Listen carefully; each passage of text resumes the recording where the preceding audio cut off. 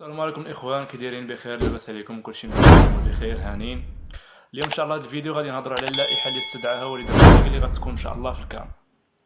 يعني ما استدعى لا حكيم زياش ولا بوفال ولا اللاعبين اللي كانوا في كاس العالم قبل من 20 سنه.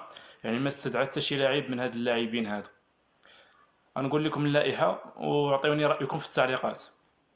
بالنسبه لحراسه المرمى كاين عندنا ياسين بونو، كاين عندنا المحمدي، وكاين عندنا المهدي الحرار.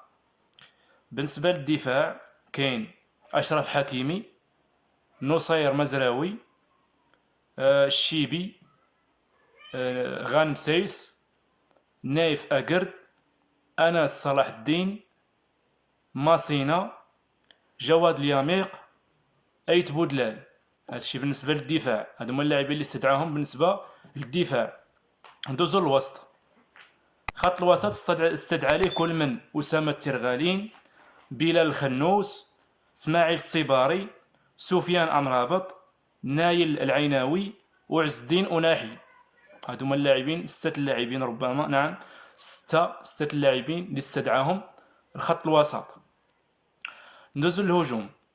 كاين إبراهيم دياز، إلياس أخوماش، يوسف النصيري، رحيمي، الكعبي، بن صغير، الزلزولي، شمس الدين الطالبي.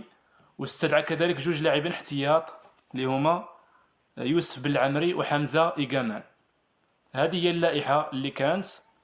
فاعطيونا الرأي ديالكم في التعليقات كيف جاتكم هذه اللائحة.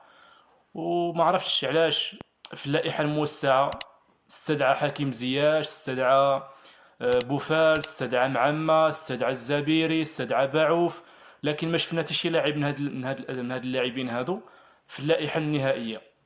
فكنا كنتسناو انه يستدعي حكيم زياش الساحر المغربي، وكنا كنتمناو انه يستدعي بوفال، وكنا كذلك كنتمناو انه يستدعي معمة اللي خدا احسن لاعب في كأس العالم، وخدا كذلك جائزة احسن لاعب شاب.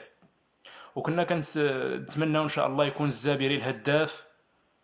بصراحة هذا اللاعب هذا ربح كبير للمنتخب الوطني، لكن ما استدعاش. ربما نشوف اشنو شاف فيه الركراكي. يعني الركراكي يعني عنده الخطة ديالو كنحترموها، وعنده كذلك الرأي ديالو، وتحنا يعني كنعطيو الرأي ديالنا وصافي.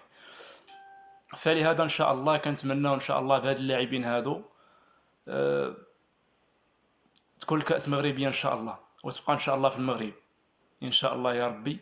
المهم اللي وصلت لهاد الحد هذا يتابعني على الصفحة ديالي في فيسبوك كذلك يوتيوب، وشكرا لكم بزاف. وما تنساوش اعطينا الرأي ديالكم في التعليقات على هاد اللائحة هذه، كيف جاتكم؟ شنو هما اللاعبين اللي كنتو باغين يستدعيهم ما استدعاهمش وليد الركراكي؟ وهذا الشيء اللي كاين. شكرا، الله يعاونكم.